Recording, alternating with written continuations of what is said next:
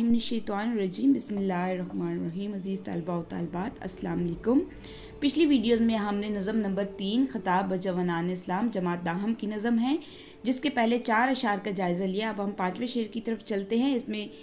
इसका 5वां शेर है, गर्ज़ मैं क्या कहूँ तुझसे कि वो सहरा नशी क्या थे, जहांगीरो जहां दारो जहां बानो जहां आरा। तो इसमें क्या है, जहांगीर वो लोग हैं जो दुनिया पर छाए हुए हैं, और जहां दार दुनिया की बाग दौड़ जो संभाले हुए हैं, और जहां आरा जो दुनिया को खूबसूरत बनाए हुए हैं। अल्लामा इकबाल का खूबसूरत शेर। अल्लामा इकबाल यहाँ बेबसी के अंदाज में नौजवानों से कहते हैं कि मैं उन अल्फाज में कैसे बयान करूं कि वो सहरा नशी यानी अरब के इब्तदाई मुसलमान क्या थे। ये वो लोग थे जिन्होंने दुनिया को फतह किया, दुनिया पर हुकूमत की, दुनिया का इंतज़ाम और इंसराम संभाला और दुनिया को संवारा। जहांगीर से मुराद वो लोग हैं जो दुनिया को फतह करें, और जहांदार वो लोग हैं जो दुनिया पर हुकूमत करते हैं, और जहांबान वो लोग हैं जो दुनिया की निगहबान बने, और जहां आरा क्या है, दुनिया को जो दुनिया को आराइश व हुस्न अता करें। तो ये शेर इस्लाफ की हिम्मत और जहद अज़मत को बयान करता है कि वो महज हुक्मरान न थे, बल्कि दुनिया की इस्लाह और तरक्की के भी अलंबरदार थे, यानी कि दुनिया की तरक्की की इस्लाह करने के भी अलंबरदार थे। इकबाल नौजवानों को दावत देते हैं कि वो अपनी तारीख को समझें और इन अजीम लोगों के नक्शे कदम पर चलें। गर्ज़ मैं क्या बताऊं कि वो सहरा में रहने वाले लोग फिल वाक़या दुनिया के फातेह और हुक्मरानों के अलावा सारी दुनिया के मुहाफ़िज़ उसको सजाने वाले भी थे। तो अल्लामा इकबाल का मुतलका शेर है, कहारी ओ गफ़ारी ओ कदूसी ओ जबरूत, ये 4 अनासिर हों तो बनता है मुसलमान। अल्लामा इकबाल कहते हैं कि मैं क्या बताऊं, मैं तुम लोगों को क्या बताऊं इन लोगों के बारे में और उनकी सफ़ात के बारे में, कि वो एक तरफ दुनिया को फ़तह कर रहे थे और फ़तह किए हुए इलाकों पर अवामों के दिलों पर हुकूमत भी करते थे, यानी कि जो अवाम थी उनके दिलों पर हुकूमत भी कर रहे थे। तो दूसरी तरफ वो दुनिया और इंसानियत के मुहाफ़िज़ और निगहबान भी थे, और वही इस दुनिया को आरास्ता कर रहे थे और दुनिया की तरक्की की नई बुलंदियों तक ले जा रहे थे। ऐसे थे वो सहरा में रहने वाले लोग थे, यानी कि ऐसे लोग नहीं थे कि अगर उन्होंने हुकूमत हासिल कर ली है तो क्या किया उन्होंने कि वो ताकतवर बन गए, उन्होंने अवाम को दबा लिया, नहीं, बल्कि उन्होंने हुकूमत हासिल करके अवाम के दिल भी जीते। तो शेर नंबर 6 देखते हैं, अगर चाहूँ तो नक्शा खींच कर अल्फाज में रख दूँ, मगर तेरे तख़य्युल से फ़ज़ू तर है वो नज़ारा। फ़ज़ू तर का मतलब है बहुत दूर। तो अल्लामा इकबाल जो है कहते हैं कि मिल्लत पस्ती के अंधेरों में कहीं डूब गई है। इस मिल्लत को अब नौजवानों के मजबूत सहारे की ज़रूरत है। वो नौजवानों को अपने इस्लाफ की याद दिलवाकर वलवला अंगेज़ करना चाहते हैं। इनमें भी वो औसाफ पैदा हों जिनसे वो कुरून उला के मुसलमानों ने दुनिया में नाम पैदा किया। वो उम्मत मोहम्मद सल्लल्लाहु अलैहि वसल्लम को फिर से अरूज देने के लिए मुसलमान नौजवानों को वो असबाक बताते हैं जिनसे पहले मुसलमानों ने दुनिया की हुक्मरानी अपने हाथ में ली थी। तो आज का नौजवान मगरिब से बहुत मुतासिर हो गया है, इसलिए इसमें जहाद का तस्वुर जो है वो ख़त्म होता जा रहा है। वो मादियत और दुनिया परस्ती में मशगूल हो गया है, जिस पर इकबाल जो है वो सख्त नाला होकर इन्हें इस्लाफ की गैरत और हुर्रियत की दास्तान सुनाते हुए जगाते हैं। तो इकबाल क्या फरमाते हैं कि हैदरी फ़िक्र है न दौलत उस्मानी है, हैदरी फ़िक्र है न दौलत उस्मानी है, तुमको इस्लाफ से क्या निस्बत रूहानी है। वो ज़माने में मुअज़्ज़िज़ थे मुसलमान होकर, और तुम ख्वार हुए तारके कुरान होकर। कहते हैं कि जो ए नौजवानों नाराज़ हो रहे हैं, उनको कह रहे हैं कि तुम लोगों को क्या फ़िक्र के जो हैदरी ज़माना था वो फ़कीरी का ज़माना था, उसमें ना तुम लोगों को दौलत उस्मानी की कदर है, ना तुमको इस्लाफ से कोई निस्बत, कोई रूहानी लगाव है, यानी कि तुमको अपने आबाओ अजदाद से भी कोई रूहानी लगाव नहीं है।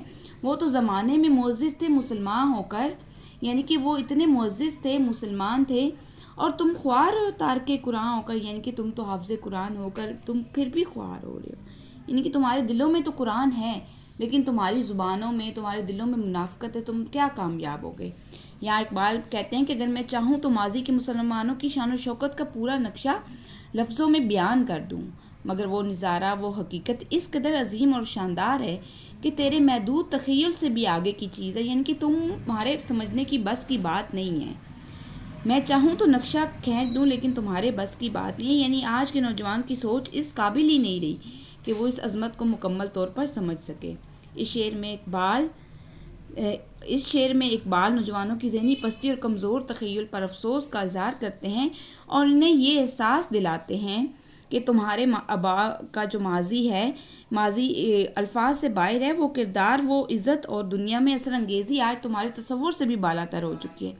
یعنی تم لوگ تو صرف لفظوں سے کام لیتے ہو، تمہارے آباء و اجداد نے تو عمل کر کے دکھایا، تم اس سے بہت دور ہو چکے ہو۔ یہ ایک چیلنج ہے کہ نوجوان اپنی سوچ کو وسیع کرے اور اپنی تاریخ کی گہرائی کو سمجھے۔ اقبال کہہ رہے ہیں کہ میں چاہتا ہوں کہ وہ سارا منظر اپنے قلم سے بیان کر دوں، لیکن تمہاری پستی اور تخیل کی وجہ سے تم اس کو سمجھنے سے قاصر رہو گے، یعنی کہ تم اپنے آباء و اجداد کے فلسفوں کو نہیں سمجھ سکتے۔ شعر نمبر 7 دیکھتے ہیں۔ تجھے آباء سے اپنے کوئی نسبت ہو نہیں سکتی کہ وہ تو گفتار وہ کردار تو ثابت وہ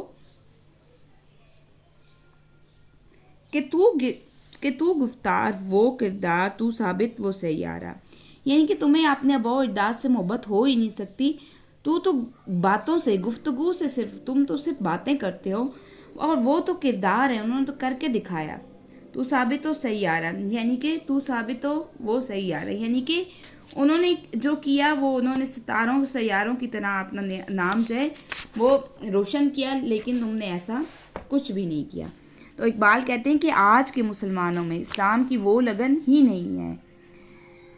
نوجوان مغرب جو ہیں طور طریقہ اور تہذیب و تمدن سے متاثر ہو کر اقتدار جو ہے وہ کھو بیٹھے۔ آج کے مسلمانوں میں غلامی پائی جاتی ہے، وہ انگریزوں اور سامراج کی جی حضوری میں لگے ہوئے ہیں۔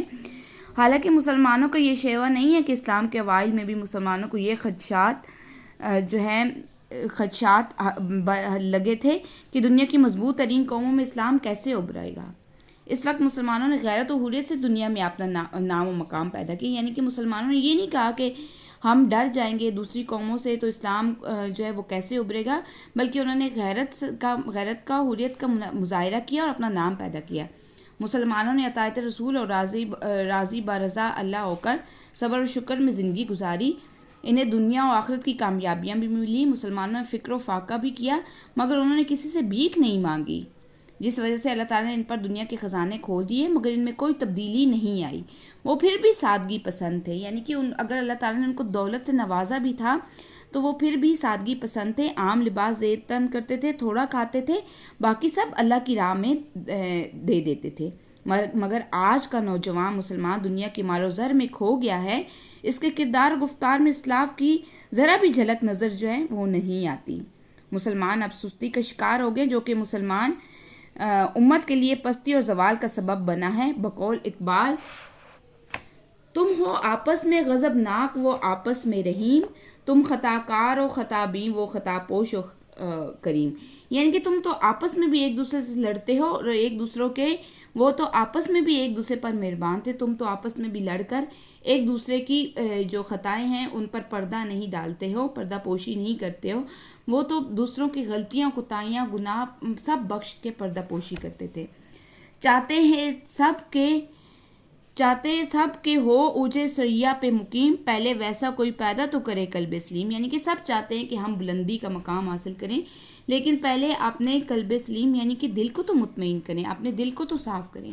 اس شعر میں اقبال نوجوانوں پر سخت تنقید کرتے ہیں کہ تم اپنے آباء و اجداد سے کوئی نسبت نہیں رکھتے، تم محض زبانی دعوے کرنے والے ہو، تمہارا کردار کمزور ہے جبکہ تمہارے اسلاف عمل و کردار کے غازی تھے۔